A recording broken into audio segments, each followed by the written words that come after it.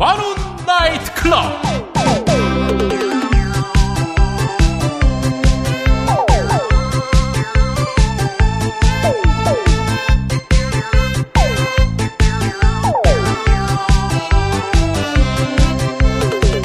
안녕하십니까, 웨이터 민동기입니다. 김용민입니다. 반갑습니다. 관훈 나이트 클럽으로 어서 오십시오.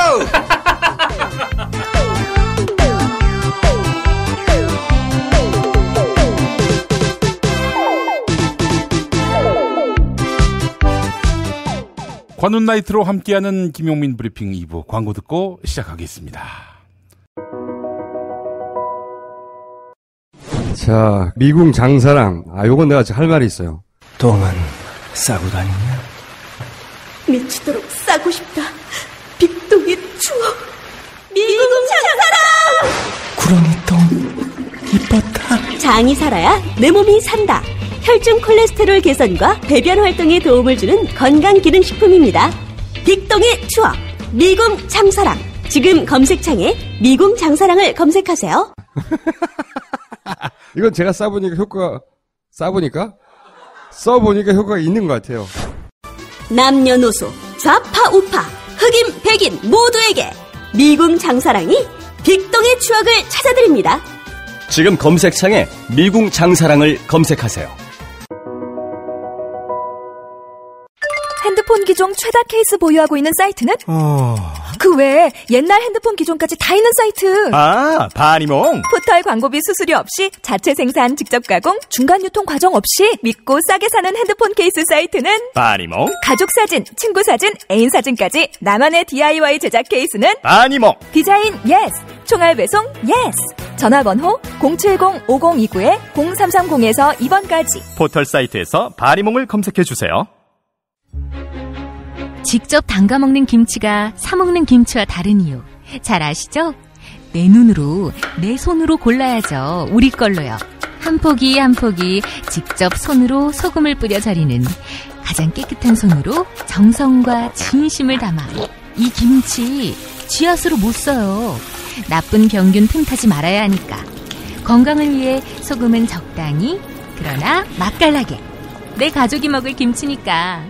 가족이 먹는 김치를 하나 더 만든다는 심정으로 만든 김치, 이담채 김치. 입맛 까다로운 김어준 딴지일보 총수의 한마디. 제가 이 김치의 맛을 보증합니다. 정말 맛있어요, 이 김치는. 포털 사이트 검색창에 이담채를 입력하세요. 전화주문은 1544-4586 1544-4586. 네, 오늘 관훈 나이트 클럽 8월 하고도 20일입니다. 그렇습니다. 예. 잘 지내셨고요. 여전히 더워가지고요. 우리 민동기 평론가 오셨고, 네. 조윤호 기자 오셨어요. 미디어 오늘. 예.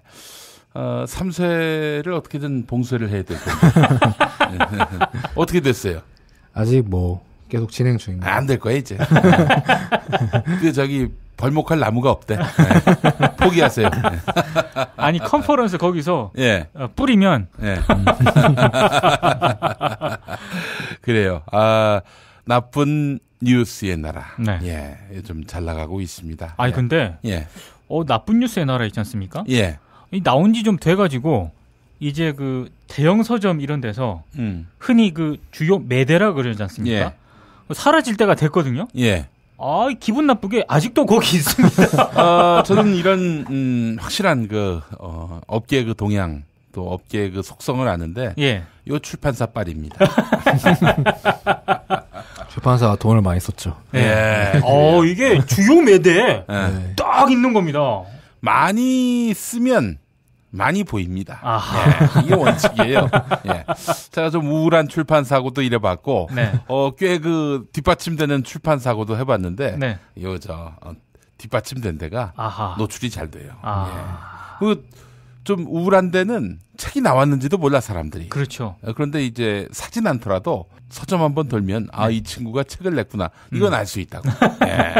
예전에 내가 우리 휴먼 큐브 그 황상욱 대표, 그 사람 대단하지 않습니까? 발로 뛰는 성실한 출판사 대표인데 또 그게 문학동네가 또 뒷받침이 돼 있다고. 그렇죠. 그래서 내가 예전에 그 한국 종교가 창피하다. 네네네. 그게 이건희자 소전 옆에 있었다니까. 그거 중요해. 그렇죠. 내가 어떻게 이건희하고 같은 빨이야. 그건 아니지, 그거는.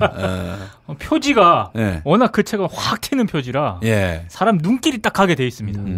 그래요. 하여간 이 우리 나쁜 뉴스의 나라 많이 사랑해 주시고 제 책 한국 개신교와 정치 학술 서적이고 제가 쓴 건데 저도 한 페이지 읽고 잡니다.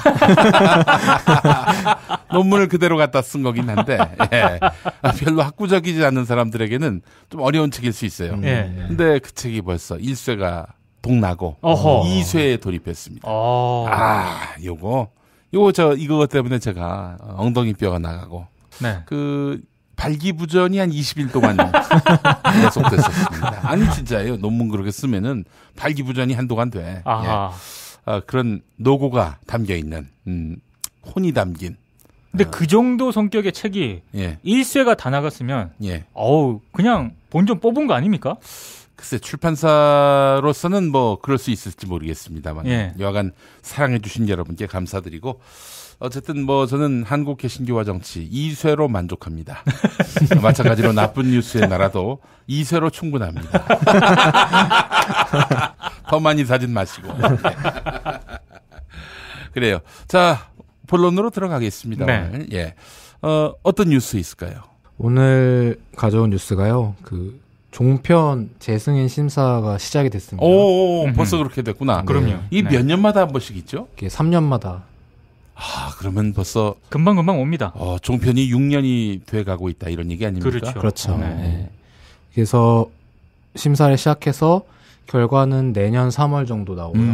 그래서 심사를 시작을 했고 지난 8월 11일 방송통신위원회 전체 회의에서 이제 종편 재승인 심사가 시작이 됐다. 이렇게 밝혔습니다. 내년 3월에 결과가 나오고 원칙대로 보면 미달한 방송사는 재승인이 취소가 될 수 있죠. 근데 이제 실제로는 그렇게 되지 않겠죠. 당연히 그건 뭐.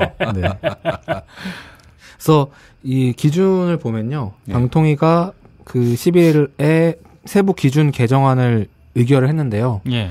이게 종편 보도 프로그램 편성의 주 시청 시간대라고 선정한 게 있어요. 이 주로 시청하는 시간, 그 시청자들이 이 시간대에 보도 프로그램이 42%를 넘으면 초과 비율에 따라 감점을 하게 했습니다.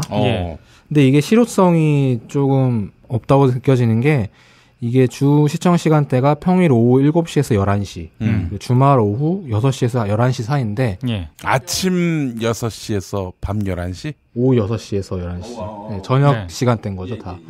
근데 종편을 보시면 아시겠지만 다들 보도 프로그램들이 저녁 때도 많지만 낮에 엄청나게 집중이 돼 있거든요. 거기는 뭐 낮에 엄청나게 집중된 거 오히려 예능이나 이런 게 조금 있는 시간대가 이제 주말, 그렇죠. 오후나 아니면은 평일 오후 시간대인데, 근데 이 주시청 시간대에서 보도 프로그램 비중을 제한하는 게 그 저녁 시간대로 한정이 됐기 때문에 이게 좀 효율성이 있느냐, 좀 이런 얘기가 나와요. 그래서 방통위가 그 이재정 더불어민주당 의원에게 자료를 하나 제출했는데요.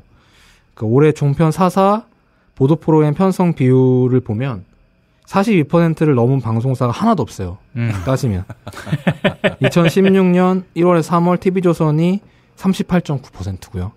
채널A가 20.8%, MBN이 30.2%, JTBC가 21.7%. 뭐 이 정도인데 이게 흔히 생각하기로는 보도 프로그램이 굉장히 많을 텐데 왜 42%가 안 되냐 생각할 수 있는데 이 프로그램이 보도 프로그램이 아니냐의 기준이 좀 애매한 것도 있고요. 그리고 예를 들어 그 최일구 앵커가 진행하는 프로그램이 있습니다. TV조선에. B급 뉴스쇼 짠. 이것은 오락으로 편성이 됐어요. 뉴스가 타이틀 안에 들어가 있는데. 그러니까 이게 사업자가 방송사가 교양이냐 오락이냐 보도냐 이 장르의 맘대로 사실상 결정을 해버리는 거죠. 그래서 뉴스 얘기를 다루는데 이거 오락이다. 해버리는 거죠. 예전에 말이죠. TVN에서 그 백지연 끝장토론 그리고 심지어 SNL 코리아. 이것도 보도로 분류를 했던 걸로 난 기억이 나요. 유사보도. 그렇지. 유사보도. 아니, 그거 개그 아니야. 예능이고. 이게 되게 웃긴 게 남들이 그러니까 시청자들이나 사람들이 저건 개그 같은데 이러는데 이쪽 정부 당국자들은 뉴스야 그러고 다른 사람은 TV조선이나 이런 거는 사람들이 다 뉴스라고 생각을 하는데 이거 오락이야 뭐 이러는 지금. 최일구 앵커 프로그램 같은 경우는 실제로 보면은 이게 뭐 연예 매체가 다룰 법한 기사들 다루긴 해요 사실상. 근데 뉴스거든요 기본적으로. 근데 이거를 오락 프로그램에 편성을 해도 이제 별 말을 하지 않기 때문에 사실상 그렇게 분류를 해보면은 보도 프로그램 비중이 낮게 되는 거죠, 훨씬. 그런데도 42%로 제한을 해버리는 건 사실 실효성이 없게 되는 거고요. 그리고 이게 사실상 심사위원들이 평가하는 그 비계량 평가가 많아요. 그렇죠. 질적인 평가. 심사위원들이 자체적으로 평가하는 게 많고, 그리고 1000점 중에 400점을 차지하는 게 방통위사나 방송평가인데, 이게 이미 형식적인 평가로 여러 차례 욕을 많이 먹었습니다. 예. 그러니까 TV조선이 1위를 한 적도 있을 정도로. 그렇죠. 사사 중에. 네. 그래서 당시에는 논란이 많이 됐었죠. 왜냐하면 방통심의 제재를 가장 많이 받은 게 TV조선인데. 그렇죠. 방송평가에서는 정작 1위를 차지했기 때문에 이게 당시 크게 논란이 됐었고요. 예. 그리고 이게 방송평가가 제대로 이루어지지 않았던 이유가 당시에 그 TV조선에서 어린이 프로그램 있습니다. 예. 그게 삐뽀삐뽀인가요? 맞아요. 아무튼 뭐 이름이 정확히 기억 안 있어요. 나는데 아무튼 네. 그런 프로그램이 있었는데 그 어린이 프로그램을 편성하면은 이제 가산점을 주게 돼 있어요. 예. 아니면은 반드시 편성하게 돼 있죠. 종합 편성 차량이니까. 근데 이 어린이 프로그램을 편성했다는 이유로 TV조선이 그 점수가 깎이지 않았었거든요. 오. 근데 이 프로그램이 새벽 4시에 편성이 돼 있어요. 그 문제 프로. 네. 그러니까 사실상 자기네가 자체 제작한 것도 아니고 어디 다른 방송 거를 받아다 쓰는 건데 새벽 4시에다 편성을 해서 이게 사실 시청률도 안 잡히는 거죠, 사실상. 이런 프로그램을 만들어 놓는데 어린이 프로그램 편성했다. 이유로 점수를 높게 받았다는 거예요. 그 해외에서 TV조선을 그 시간에 보는 분들, 어린이들, 그들을 위한 그 프로그램이라고 불러대지는 않았는지 모르겠습니다. 예. 좀 이렇게 엉망으로 프로그램 편성을 하고 자기들 맘대로 하는데도 여태까지 제재가 없었기 때문에 앞으로도 좀 재승인 심사에 영향이 없지 않을까 좀 이런 생각이 들고요. 그 대표적인 사례가 그 지난 8월 18일에 방송통신위원회가 그 회의를 열어서 예. 그 방송 종편 3사에 대해서 MBN 제어 3사에 대해서 과징금 4,500만 원을 부과를 했습니다. 맞아요. 그 이유가 뭐냐면 그동안 재승인 조건이었던 네. 보도 프로그램 편성 비율을 어겼다던가 네. 아니면 재방송 비율이 너무 높다. 그리고 콘텐츠 투자액도 너무 계획에 못 미쳤다. 그러니까 처음에 종편 출범할 때 얼마 투자하겠다. 이렇게 해서 다 승인을 받은 거잖아요. 네네. 근데 그걸 하나도 안 지켰거든요, 종편에서. 그리고 이제 막말이나 오보가 점점 많아진다. 뭐 이런 지적이 있어서 방통위에서 제재를 하기로 했는데 예. 이게 고작 4,500만 원 부과하는데 끝난 거예요. 그러니까 이게 방송 정지 3개월이라는 강도 높은 제재를 내릴 수가 있거든요. 예. 근데 이 제재를 안 내리고 그냥 4,500만 원 실제 방송 3사 얘네가 수백억씩 벌어들이고 있는데 그렇죠. 여기다가 4,500만 원 과징금 내는 게 아무 소용이 없는 거예요, 사실상. 사업자 입장에서는 시체 말로 내고 말죠, 그냥. 네. 그래서 이제 방통위한테 왜 이렇게 하냐라고 물어봤는데 업무 정지 시키면은 시청자 불편이 초래된다. 그러면서 그래서 과징금을 결정했다 이런 얘기를 하고 있는 거예요. 예. 아유 그러면 시청자 불편을 초래할 수 있으니까 제허가해야 되겠네. 그렇죠. 그리고 이게 한 1000점 중에 650점만 넣으면 재승인이 되는데 재승인 조건이 안 되더라도 조건부 재승인이라는 걸 또 시킬 수가 있어요. 또 뭐 이런 걸 지켜라 하고 재승인을 시킬 수 있는데 여태까지 저번 심사 때도 안 지킨 거잖아요, 계속. 그렇죠. 근데 이번에 다시 조건부로 재승인을 한다고 해서 이걸 지킬 것인가 종편이 좀 이런 의문이 듭니다. 올해 평가, 올해 재승인 여부 이건 별 관심이 없고 네. 정권이 만약에 바뀌었을 경우 네. 그러니까 지금으로부터 3년 뒤 그때는 어떻게 될까요? 저는 그 전에 내년 2월 결과가 나오지 않습니까? 예. 네. 박근혜 정권이 종편을 예전처럼 술술 넘어가듯 이렇게 잘 허가를 해줄까요? 아 이번엔 해주지. 아니, 그러니까 결과적으로 저는 해줄 거라고는 생각을 하는데 중간 과정이 있잖아요. 예. 이게 예년과 다르게 이런저런 압박을 할 수도 있다는 생각이 얼핏 들더라고요. 그러니까 과정 자체를 이명박 정권이라든가 이때와는 좀 다르게. 근데 정부가 생각이 있다면 그렇게 할 텐데 잘 모르겠네요. 그렇게까지 생각을 할지. 그 누구를 만약에 없앤다면은 없앨 거라고 보세요. 없애진 못해요. 근데 만약에 없앤다면, 그러니까 좋습니다. 이제 한 발 물러서서 없애진 않더라도 없앨까 말까 이러면서 괴롭힐 종편이 있다고 보세요. 저는 오히려 지금 이 우병우 수석 파문 있지 않습니까? 이 갈등의 연장선이 계속되잖아요. 지금은 우병우 수석 파문이지만 나중에 이름을 달리하면서 계속 지금 박근혜 정권하고 일부 보수신문들 간에 약간의 신경전 이런 게 계속 불거지지 않습니까? 이렇게 되면은 그 타겟이 엉뚱하게 TV조선이 될 가능성도 있다고 봐요. TV조선. 이런저런 압박.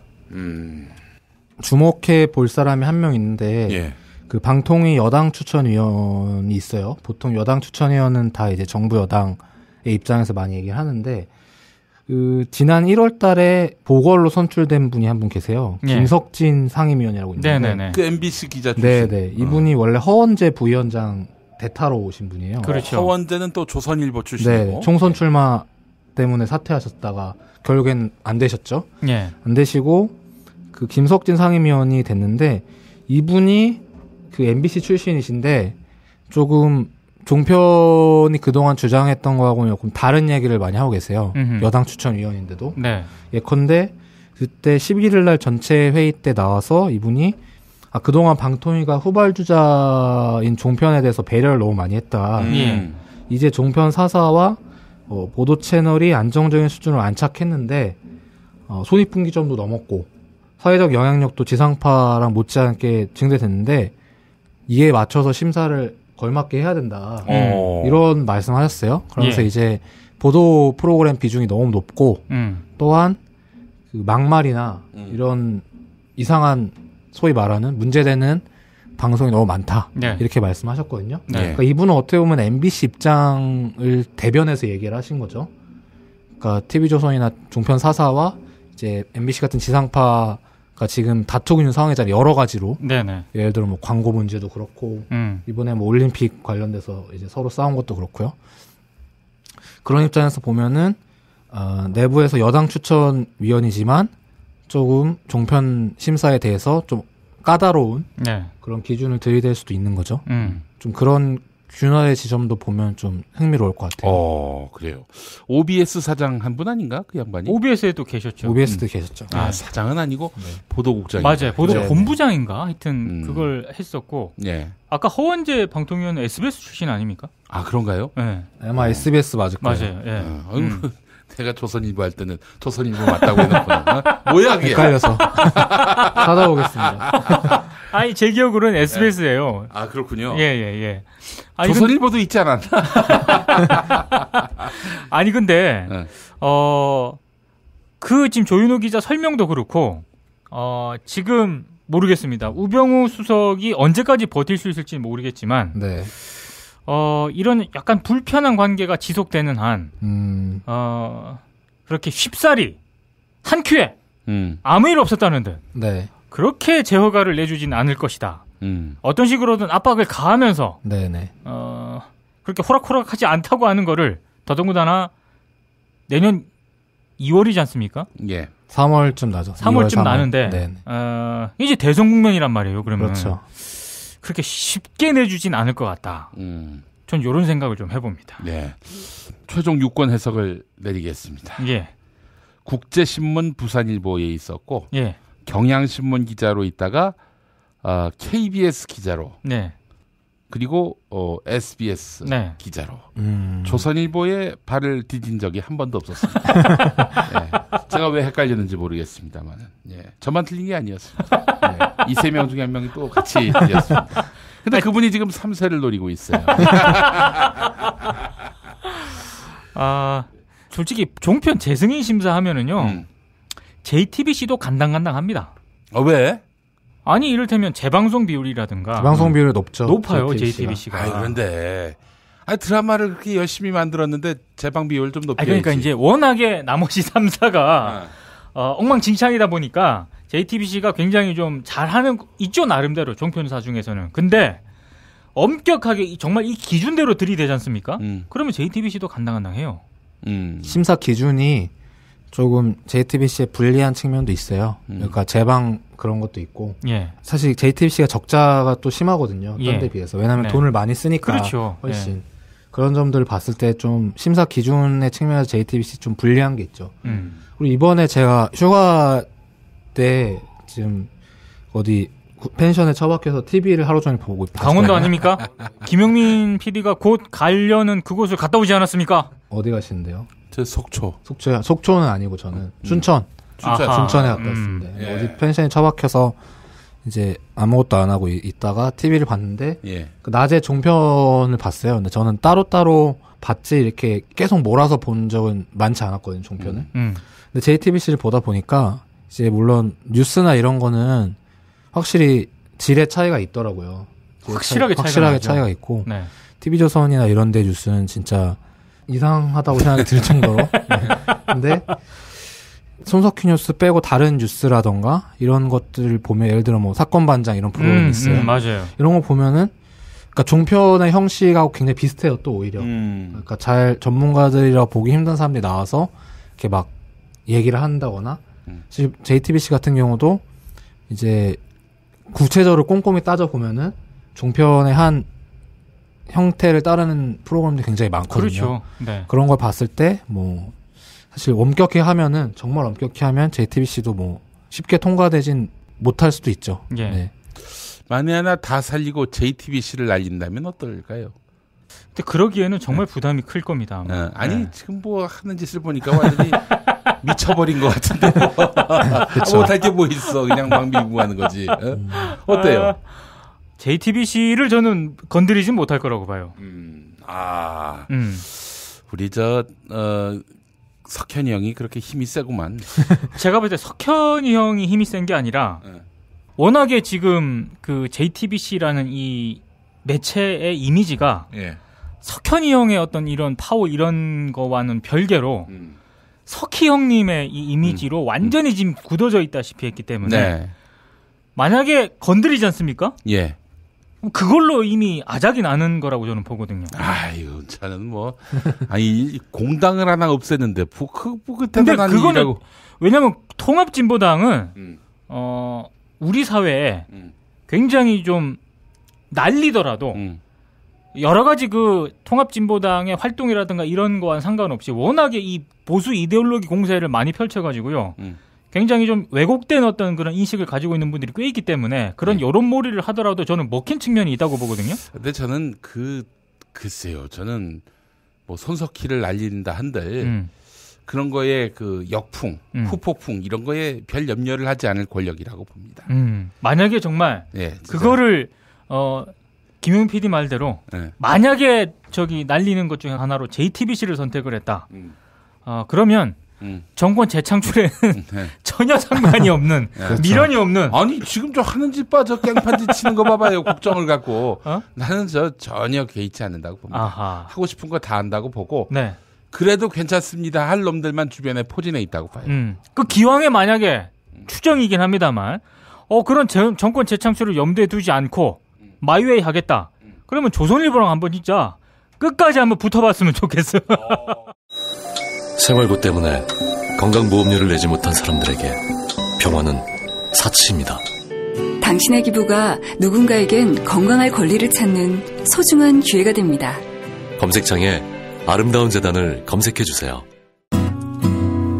중고차 거래하면 일이 술술 잘 풀리는 조광래 중고차 1800-9538 고맙습니다. 노력한 만큼 내어주는 자연, 그 자연의 마음을 알기에 정성농장 홍삼. 검색창에서 정성농장 홍삼을 검색해주세요. 010-9754-6972. 지금 조선일보 또 동아일보까지 이렇게 계속 우병우를 흔들고 이러는데 이건 어떻게 봐야 되는 건가? 그러니까 저도 기자들한테 전해 듣는 얘기라 단정은 못하지만 굉장히 불편했대요.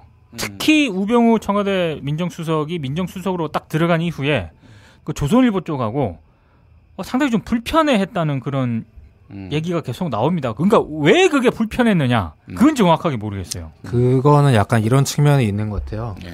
예를 들어 우병우 수석 같은 경우는 뭐 이런 거죠. 조선일보는 기존에 조선일보로서 누리고 있는 어떤 특권이 있거든요. 보수 정권이 들어서면은 이전의 민정수석들이나 청와대 사람들이 여론의 동향을 보거나 이럴 때 조선일보를 통해서 많이 흘리죠. 정보를 흘리고 뭐 인사를 하고 싶으면은 어떤 사람을 할 것이다. 이렇게 미리 얘기해서 하마평에 올려서 동우기역 날린 것도 사실 조선일보 그렇죠. 아니에요. 그렇죠. 그렇게 해서 하는데 이제 우병우 민정수석 같은 경우는 그런 점에서 좀 차이가 있었다는 거예요. 약간 이분은 조선일보조차 통제하려고 했던 거죠. 그러니까 그 다른 민정수석들이나 다른 청와대 사람들은 조선일보와 약간 협력적인 관계를 유지하면서 이제 조선일보에 정보도 흘려주고 기브앤테이크 관계였는데 그 곽상도하고 강효상하고 네네네네. 그런 커넥션이 있었다는 설이 있죠. 그렇죠. 신경민 의원이 그때 폭로하시기도 했고 곽상도 당시 민정수석과 강효상 조선일보 편집국장. 네. 그래서 최동욱 지금 의원이 되셨죠. 그렇죠. 둘 다 같은 당에.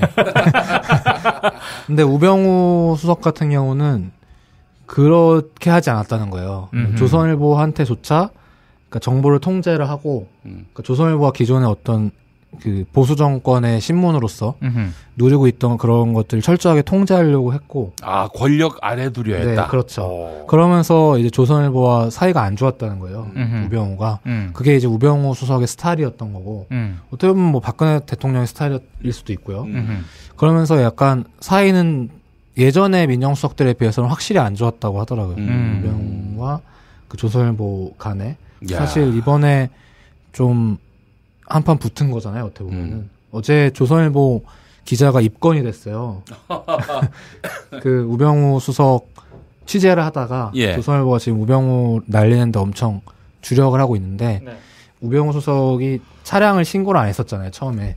그랬다가 나중에 이제 신고하지 않은 차량이 나타났다. 이 보도를 조선일보에서 단독으로 했었는데 이걸 알아보는 과정에서 사회부 기자가 아는 경찰을 통해서 우병우 수석 그 차량 조회를 한 거죠. 강남 라인이었던 것 같아. 이 조선일보 기자가. 근데 이게 사실 합법은 아니거든요.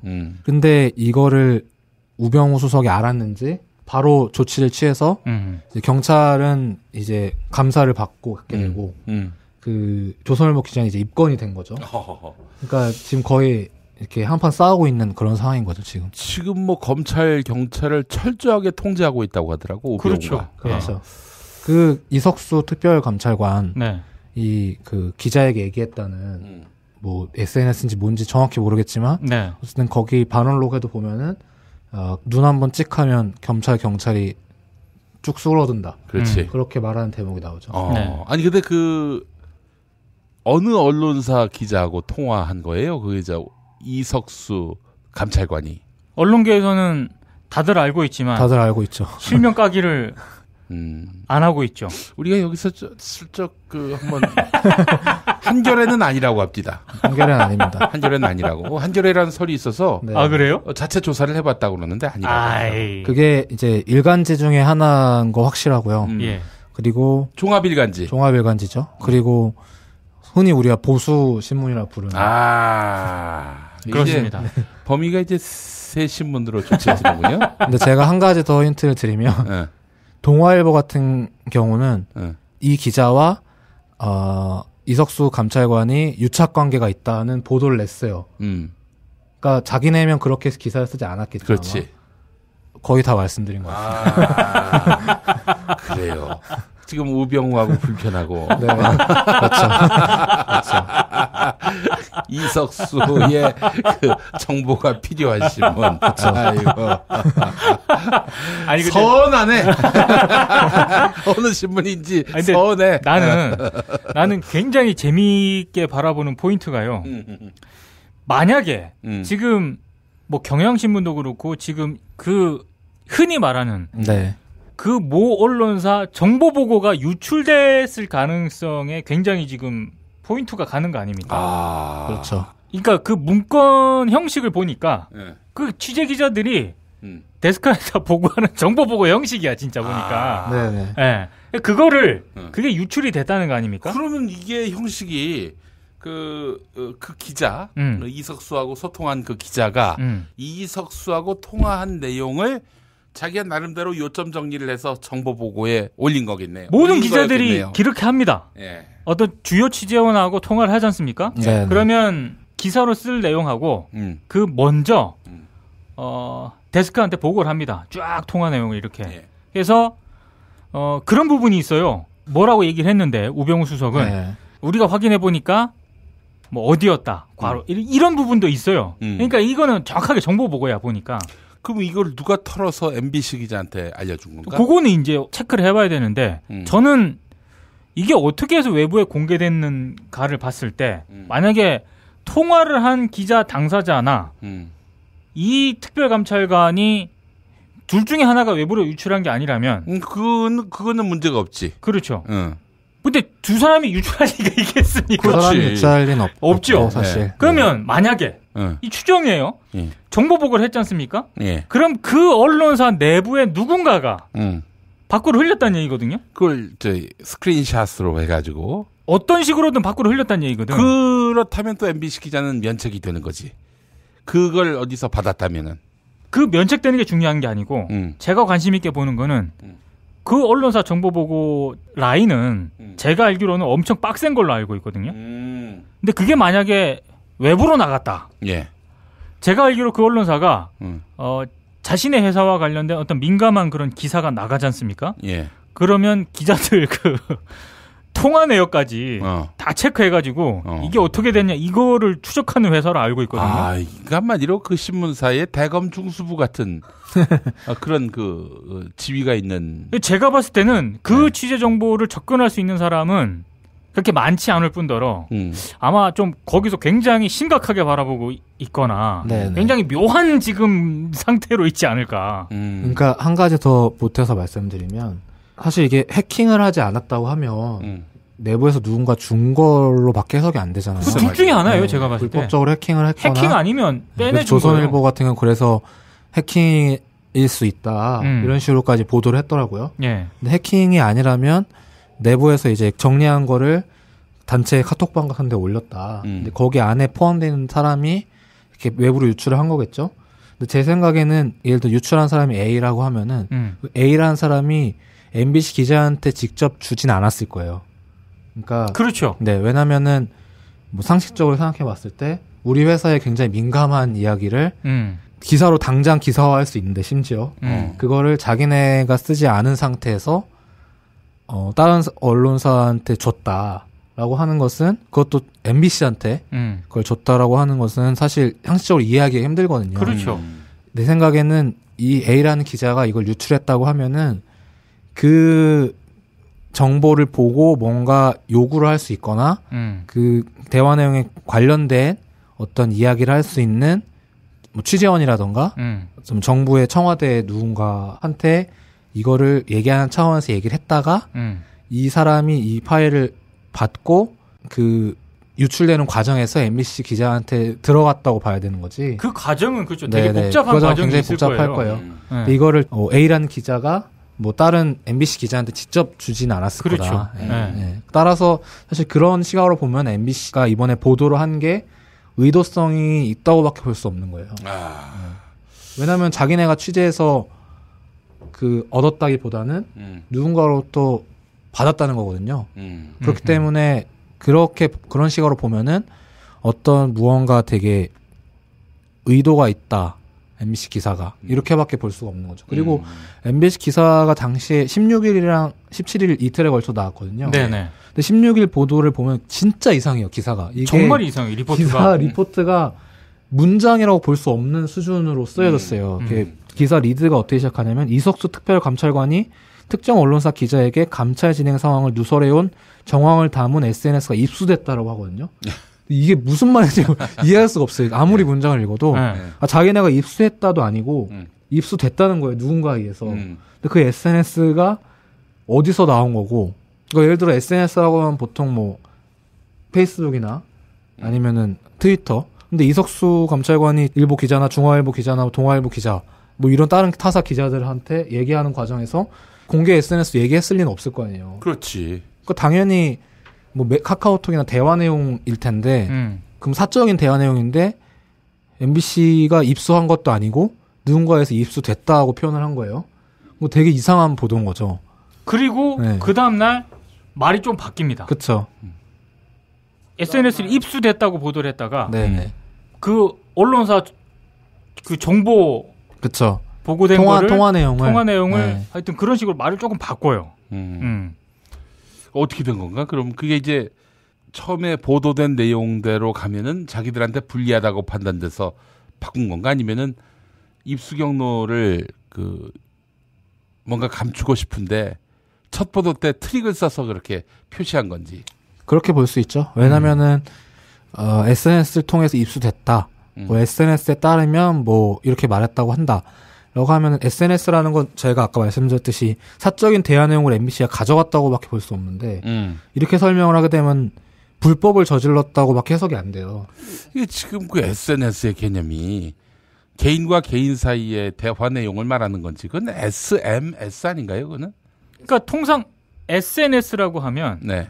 페이스북, 그렇지. 트위터, 네네. 그리고 조금 더 넓히면 카카오톡, 뭐 인스타그램, 네. 뭐 이런 거죠. 그러니까 지금 MBC의 애초 보도는 그 이렇게 담벼락 같은 게시판에다가 올린 내용을 입수해서 보도하는 거다. 이런 식으로 이해되게 만들었는데, 그렇죠. 그 이튿날 나온 보도를 보면은 그게 아니라 두 사람 사이의 통화 내용을 우리가 입수했다. 이거 아니에요, 한마디로. 그렇죠. 네, 그럼 전혀 다른 맥락의 이야기인데. 그러니까 아주 사소한 것 같지만 팩트가 완전히 다른 거죠. 그러니까 제가 그랬던 이유로 추정이 되는 것은 첫째 날 MBC가 SNS에 따르면 SNS에 입수됐다고 말하자마자 이석수 감찰관이 그 SNS 뭐냐, 그거 불법적으로 수집한 거 아니냐 이렇게 반박을 바로 했어요. 그러면서 약간 MBC가 몰린 거죠. 조선일보도 또 거기다 더해서 너네 불법적으로 취득한 거 아니냐. 한겨레나 경향 같은 경우도 해킹한 거 아니냐. 그 기자들이 광분하더라고. 네, 그렇게 해서 하니까 MBC는 이거를 약간 설명해야 되는 처지가 됐고. 아니 왜냐면 자기네들이 처음에 단독 보도를 했으니까 거기에 대해서 해명을 해야 되는 입장이거든요. 아니 그거 굉장히 MBC가 수준 낮아진 거야. 그렇죠. 애초에 최초 단독 보도를 할 때는 정말 물 셀 틈 없이 조금도 책잡을 거 없이 완벽해야 될 거 아니야. 왜 추가 설명이 필요하게끔 기사를 쓰냐 이거지. 그렇죠. 문장 자체가 말이 안 돼요. 예를 들어 SNS에 따르면 뭐라고 밝히고 있다. 뭐 이렇게 쓰거든요. 누가 밝히고 있는 거고. 주어가 없어. 주어가 전혀 없는 그런 되게 전 처음 보는 형식의 기사였는데. 예. 실제로 그래서 이용마 기자가 뭐 이런 게 다 있냐고. 맞아요. 아주 뭐 질책을 하더라고. 네. 그리고 저는 이 기사에서 되게 재밌게 봤던 또 다른 포인트는 이 기사가 누설 의혹을 가지고 흔히 말하는 야마를 뽑았어요. 그렇죠. 근데 일반적으로 우리가 기사를 쓰는 방식을 한번 생각을 해보면은 예를 들어 중요한 인물 간의 대화를 담은 녹취록이 공개됐다. 고 하면은 그 메시지에 대해서 얘기를 합니다, 보통. 그렇죠. 예를 들어 안철수가 이호 여사를 만났는데 뭐 녹취록이 발견됐다.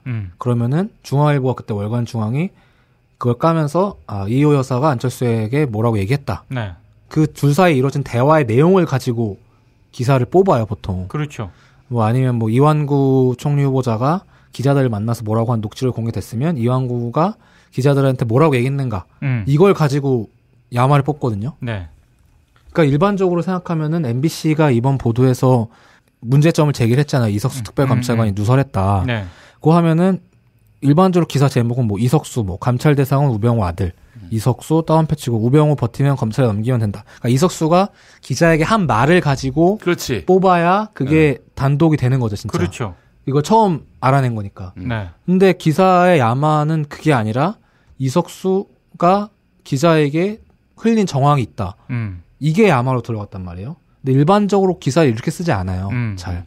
예를 들어 뭐 안철수의 녹취록이 공개되는데 안철수가 이 여사랑 얘기하는 과정에서 녹음을 했다. 단독 이렇게 쓰지 않거든요. 그렇죠. 이거 되게 웃기는 기사 형식이에요. 네. 너무나 적절한 비유야. 이건 말도 안 되는 기사 형식이거든요. 물론 나중에 이제 공방이 생기면서 녹음한 거냐 이렇게 그렇죠. 주장이 나올 수 있는데 이제 처음에 단독 보도를 하는 입장에서 그렇게 쓰는 건 말도 안 되는 거죠.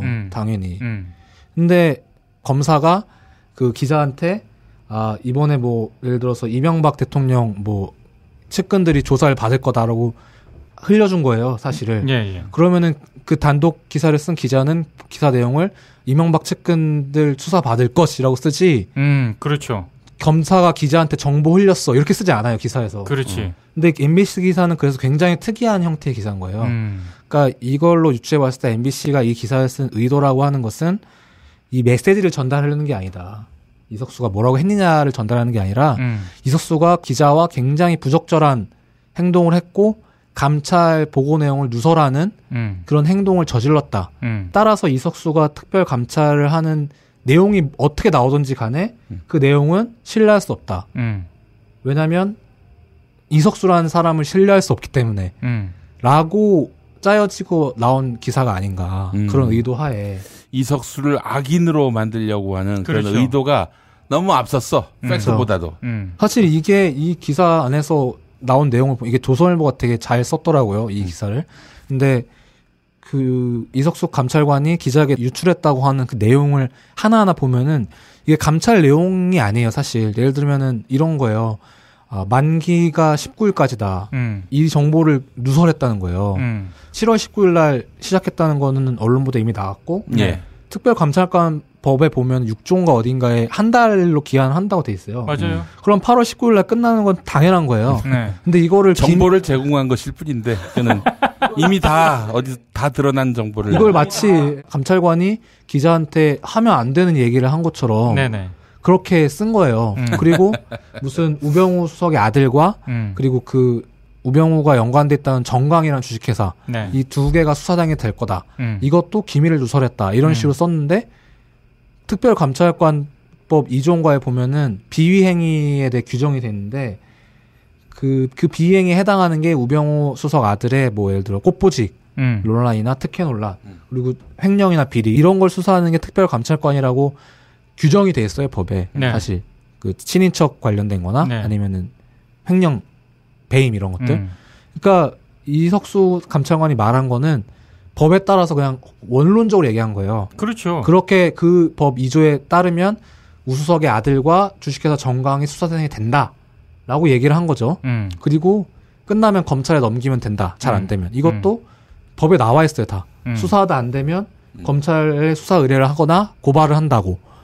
그러니까 되게 상식적인 이야기를 어떻게 보면 한 거고 이게 감찰 내용을 누설했다고 볼 수 있나? 라고 보기 힘든 건데 그렇기 때문에 따라서 그건 기사가 안 되는 거죠. 그건 기사거리가 안 되는 거죠. 네. 그러니까 누설했다는 것 자체를 야마로 뽑아서 기사로 만든 거죠, MBC가. 그래서 사실 그런 점을 생각해 보면은 이 기사의 주제 자체가 제목 자체만 봐도 뭔가 의도가 있지 않을까. 좀 이런 생각이 드는 보도인 거죠, MBC 보도는. 아유, 저 사고 큰데 사람이 많이 다쳤겠어요. 아니, 저 차량은 뭐가 그리 급하다고 과속 운전에 끼어들기까지 하나? 아니, 근데 운전자 보험은 가입했을까? 운전자 보험이요? 저런 인사사고 때에는 상대방한테 형사 합의금을 지불해주는 운전자 보험 말이에요. 변호사 비용도 주고 벌금도 보장해주는 운전자 보험. 아, 자동차 보험에서 보장해주지 않는 대인 합의금을 보장해주는 보험 말이에요? 그거 굉장히 비싸지 않나요?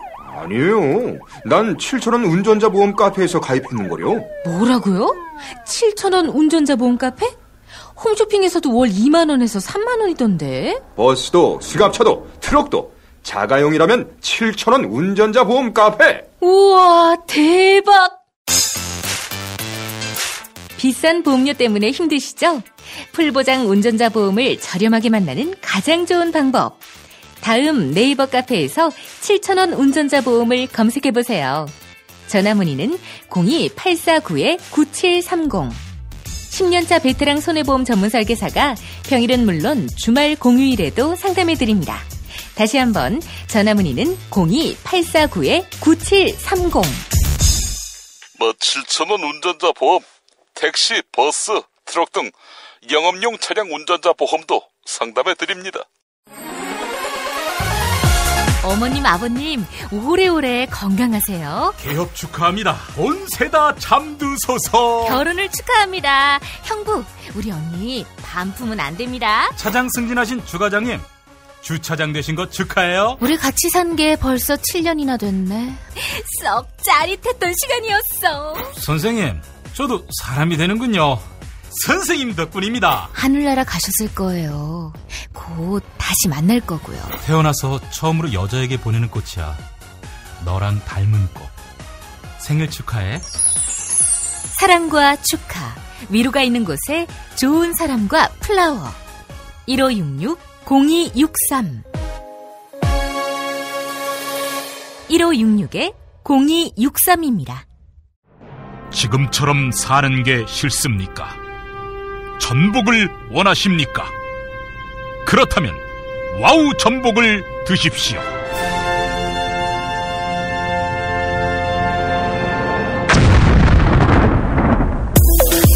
와우! 전복을 먹으면 입맛 잃고 무기력했던 삶이 전복되고 시름시름하던 몸 상태가 전복됩니다.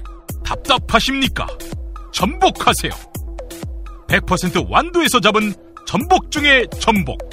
와우 전복. 한 번 맛보면 또 찾게 되는 와우 전복.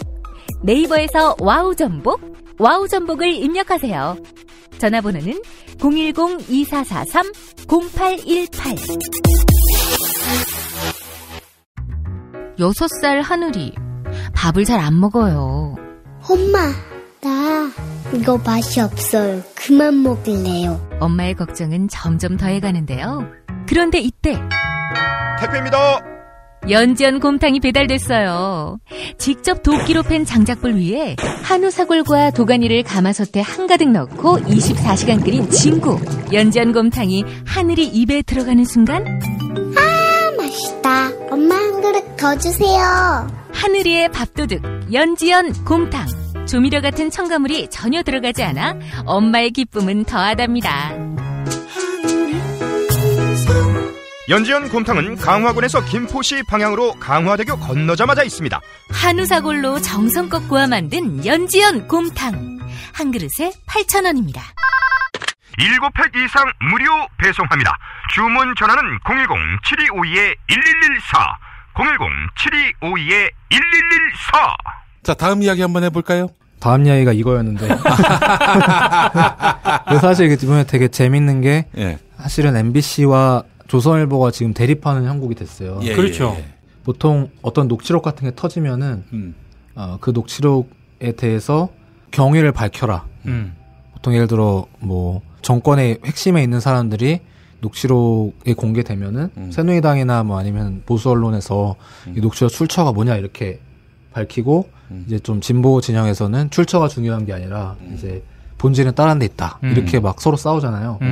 근데 이번 건 같은 경우는 한겨레나 경향도 이 녹취록이 어디서 난 거냐 이렇게 얘기하고 조선일보도 비슷한 입장에서 이 녹취록이 어디서 난 거냐 라고 얘기하고 MBC가 그 반대에 서가지고 보도를 계속 하고 있다. 네. 이게 되게 재밌는 형국이 된 거죠. 사실은 경향 한겨레보다 네. 조선일보가 톤이 그냥 네. 장난 아니죠. 장난 아니야, 장난. 자기 자존심을 건드렸다는 것도 있고. 그렇죠. 여기에 더해서 네. 정권 말에 우리가 계속 친박하고 같은 배를 탈 수 없다. 뭐 이런 의지도 있어 보이고. 예. 그러니까 MBC한테 입수 경로를 계속 밝혀라. 라고 얘기를 하면서 MBC를 계속 압박을 하고 있거든요. 예전에 참여정부 때나 이럴 때 이제 MBC랑 조선일보랑 붙은 적이 있었어요. 그렇죠. 네, 몇 번 있었죠. 그때는 그 정말 언론 개혁, 네네. 그런 어떤 그 연장선상에서 그쵸. 싸웠죠. 그렇죠. 그리고 그때 MBC에서 뭐 이상호 기자나 이런 분들이 삼성 S파일 같은 거 터뜨렸을 때 조선일보에서는 뭐 그런 걸 어디서 녹음했냐부터 해가지고 이제 보수 언론에서 공세를 하면서 MBC랑 이제 조선일보랑 사실 그때 MBC가 삼성 X파일 그 보도를 두고 내부에서 굉장히 미적거렸거든요. 그렇죠. 그 미적거릴 때 조선일보가 전혀 다른 어떤 맥락에서 미림팀, 네네. 안기부 도청 미림팀으로 그걸 보도를 해가지고 마치 그게 조선일보의 특종처럼 돼버렸죠 그게 사실상. 그렇죠. 예. 예. 그러다가 MBC는 좀 뒤에 이제 그걸 보도를 합니다. 네, 왜냐하면 네. 조선일보가 그 먼저 흔히 말하는 약간 다른 취지이고 다른 시각, 다른 접근 방식이긴 하지만 안기부 미림팀이 불법 도청 활동을 했고 그 도청 활동 중에 엑스파일 뭐 그런 부분도 있다라는 식으로 보도를 했거든요. 그러고 이제 뒤에 이제 MBC가 뉴스 데스크에서 그렇죠. 약간 힘 빠지는 보도를 했죠. 네. 네. 아무튼 그런 상황에서 뭔가 대입하고 서로에 대해서 막 공격하고 이런 건 있었는데 예. 사실 지금 MBC는 누가 봐도 보수 언론이잖아요. 그렇죠? 보수 언론이고 조선일보는 당연히 계속 예전부터 보수 언론이었고. 예. 그런데 보수 정부 말기에 예. 두 개의 보수 언론이 서로 이렇게 난타전을 벌이는 그것도 이제 한겨레 경향 편에 서서 어떻게 보면은 조선일보가 거의 같은 비슷한 논조로 예. MBC를 때리고 있는 이런 상황을 보면은 사실 이거는 언론사만의 갈등이라고 보긴 좀 어려운 것 같아요. 아니 우병우하고 이석수부터 혹은 이렇게 갈등을 빚고 있고 또 당도 지금 우병우 보고는 억울하긴 하겠지만 뭐 이렇게 예의상 하나 달아주긴 했지만은 그만둬라 이러고 있는 형국 아니에요. 그렇죠. 예. 그만두는 순간 끝나거든 우병우는. 그렇죠. 그거 어떻게 그게 옹호가 되고 어떻게 그게 성명이 되겠어. 사실은 이제 우병우 수석을 날리려고 처음부터 이제 작정을 하고 덤벼든 게 조선일보가 덤벼든 건데. 그렇죠. 우병우는 사실 검찰과 경찰을 손에 쥐고 있는 거대 권력인데 네. 조선일보가 단순히 우병우 수석을 날려야 친박도 살고 뭐 세군회장도 산다. 박근혜 정부가 산다거나 아니면 정권을 재창출할 수 있다. 어떤 이런 신념만 가지고 싸우고 있을까? 그건 아니죠. 그건 아닌 것 같고요. 그러니까 사실은 조선일보의 이런 핵심 정보를 알려주고 이런 그림을 만들어내고 있는 또 다른 권력이 있을 수 있다는 생각이 드는 거죠. 단순히 조선일보가 언론사가 단독으로 검찰과 경찰의 모든 진짜 눈 한번 찡그리면은 깨갱하게 만들 수 있는 그런 엄청난 권력을 가진 그것도 박근혜 대통령까지 뒤에 있는 그런 사람과 단독으로 싸우고 있을 것 같다는 생각은 들지 않고 사실은 이거는 여권 권력 핵심부 차원의 어떤 일종의 진흙탕 싸움이라고 해야 될까요? 맞아요. 네, 그런 차원의 연장선에서 봐야 되지 큰 않을까. 의미 부여는 안 되는 저는 사건이라고 네. 보는데 예. 어찌됐든 조선일보 이해관계를 놓고 봤을 때 네네. 조선일보가 보기에는 네. 우병우 민정수석이 자신들의 이해관계하고는 네네. 안 맞는 스타일인 거죠. 네. 저는 그렇게 생각을 해요. 힌트는 아닌데 또 하나 얘기를 드리면 얼마 전에 세계일보에서 며칠 전에 단독 보도 났는데 롯데랑 이제 이명박 정부 쪽 그 조선산업 구조조정 비리 관련돼서 수사를 하는데 그 사람들이 이렇게 끌려간다기보다 수사를 받는 과정에서 그 기사에 보면은 주요 언론인 한 명이 입건이 됐다는 얘기가 나왔어요. 아, 그렇죠, 그렇죠. 그 주요 언론인이 어느 언론이니까. 사실은 검찰이 지금 우병우 수석의 통제하에서 움직이고 있다고 해서 관점에서 보면 그 주요 언론인이 어디 언론사의 누구냐에 따라서 미국 로스앤젤레스에서 나오는 썬데이 저널. 네. 그건 통제를 못 하잖아요. 거긴 통제가 안 돼요. 네. 거기서 조선일보라고 깠어. 그렇죠.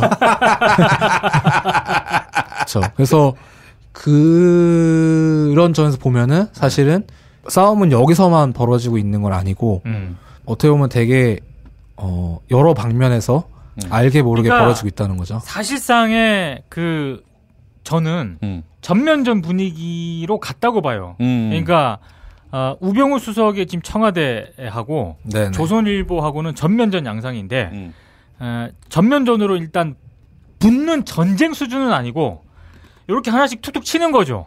강남서 그렇죠. 그거 하나 툭 치고 지금 얘기한 그 세계일보 특종에서 나온 단독 보도에서 나온 그 조선일보 그 기자 그것도 툭 한번 치고 이런 식으로 이제 툭툭 쳤다가 이게 만약에 이제 정말 안 되겠다 이렇게 싶으면은 이제 전면전으로 저는 가는 수순으로 볼 수밖에 없는데 아직 그런 단계는 아니고 그쵸. 서로 카드를 슬쩍슬쩍 던지는 것 같아요 지금.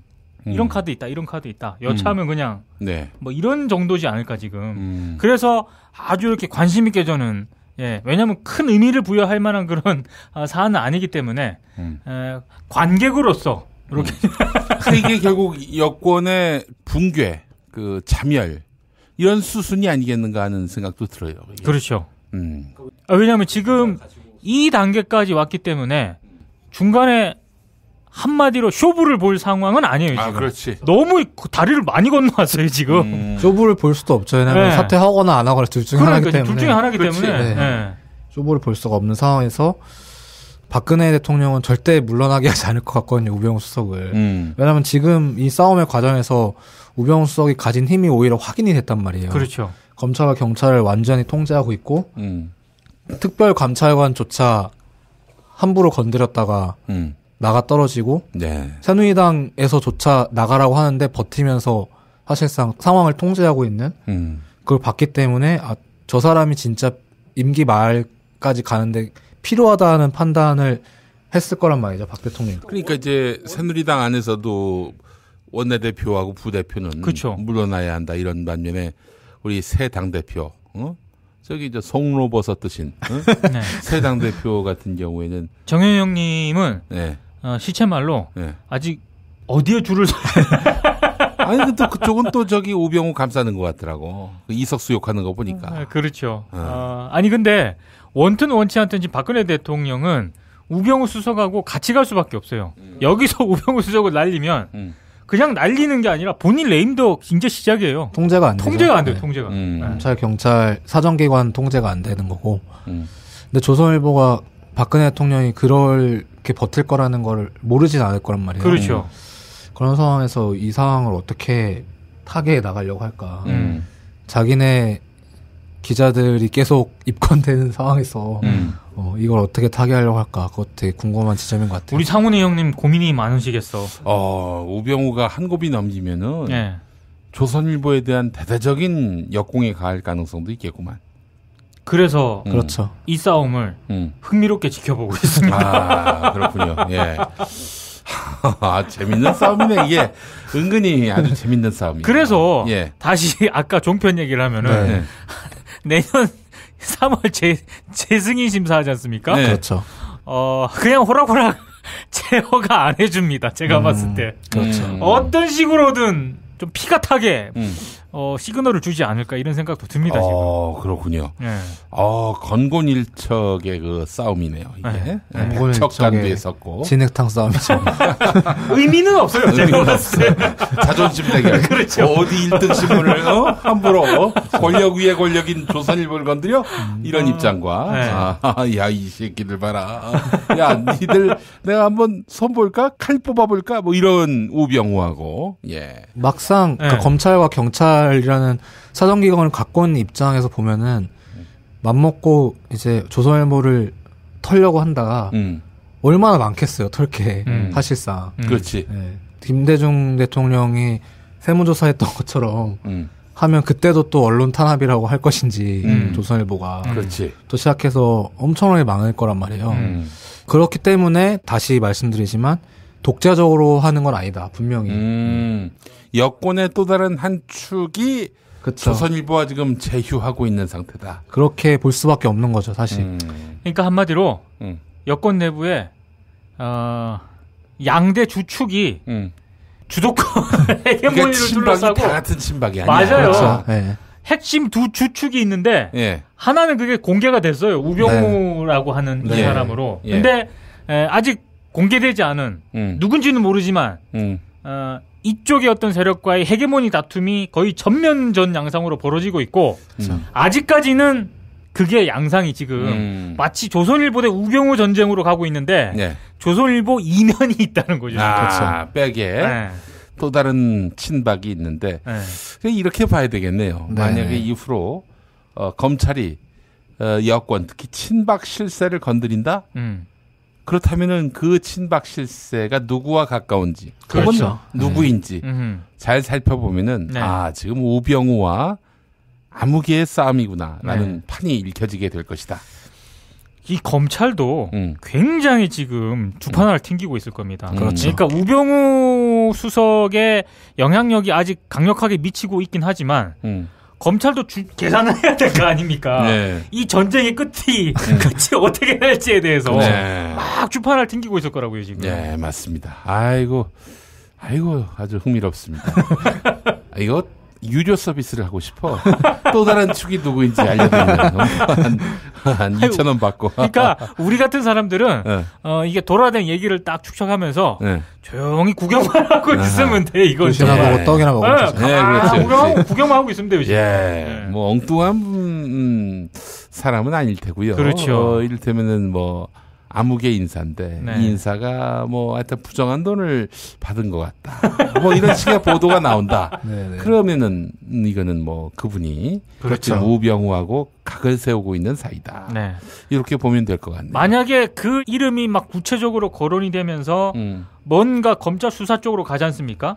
그러면 전면전인 거죠. 그렇지. 이제 표면화되는 거죠. 이제. 왜냐면은 지금까지는 이게 사실 구도가 언론 보도만 보면 MBC 대 조선일보고 이거를 MBC를 보도를 자세히 보면 뒤에 이제 우병우라는 사람이 있는 거잖아요. 사실은 이제 조선일보의 뒤에 누가 있는가는 드러나지 않은 사안인 거고. 그러는데 지금 그렇기 때문에 조선일보가 건드리는 거는 사실 MBC를 공격하고 있는 거고 조선일보는 이미 우병우까지 물은 거란 말이에요. 근데 이쪽에서는 그 앞에 있는 조선일보만 지금 때리고 있는 상황인데 아직 그 뒤에까지는 본격적으로 나타나지는 않은 거죠. 그렇죠. 사실. 알겠습니다. 아주 흥미롭네요. 그래요. 이제 뭐 조만간 드러나겠죠. 술자리 많은 요즘 3차까지 달린 당신을 위한 필수품. 전창걸의 새싹 땅콩차. 이제 속쓰림은 잊으세요. 070-8635-1288 070-8635-1288 세계 최초의 미용 베개 바슈필로우를 아시나요? 아름다운 얼굴, 탱탱한 피부, 건강한 수면. 세계 최초의 미용 베개 바슈필로우가 도와드립니다. 검색창에 미용 베개 바슈필로우를 검색해주세요. 한국은 독재를 해야 돼. 하나님이 독재하셨어. 하나님.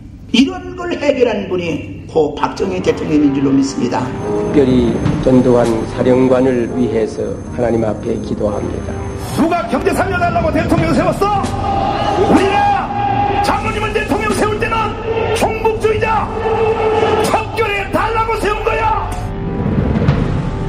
혐오를 부추기고 자본에 탐닉하는 교회.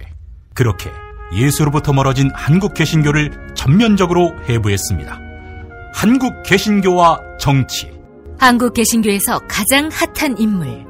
문화학 박사 김용민이 심혈을 기울여 만든 한국 개신교와 정치. 소명출판에서 나왔습니다. 제주에서 친구랑 재미있게 놀고 싶은데 문자당에 물어봐. 원룸 구할 때 주의할 점? 문자당에 물어봐. 수술 입원 후에 보험금 받았나 확인은? 문자당에 물어봐. 친환경 유기농 농산물 어디서? 문자당에 물어봐. 집수리 견적, 생활, 보험, 법률도 문자당에 물어봐. 혹시 내 반쪽도? 포털이나 카카오톡, 텔레그램, 페이스북 어디서든 문자당을 검색해보세요. 잠깐! 불법적인 일은 사양합니다.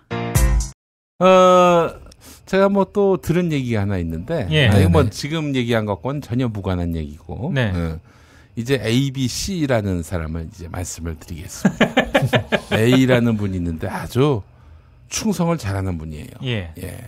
아주 뭐 거의 예전 같은 경우에는 머슴으로 태어났을 법한 혹은 하녀로 태어났을 법한 그런 사람입니다. 그리고 B라는 사람이 있어요. 로얄 패밀리입니다. 로얄 패밀리인데 아버지의 대를 이어서 로얄 패밀리예요. 그분이 또 이제 권력자시고 C라는 분이 있습니다. 지금은 한물 가신 분입니다.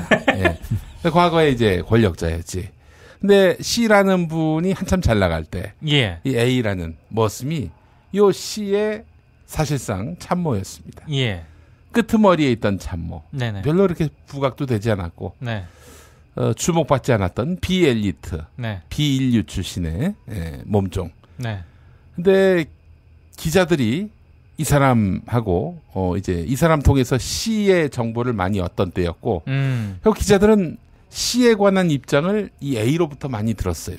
자, 그런데 B하고 C가 싸움이 붙었습니다. B하고 알아? 알겠어? 알면 곤란하다. 근데 B하고 C가 한번 싸움이 붙었었어요. B가 C 보고 너무 독재한다고.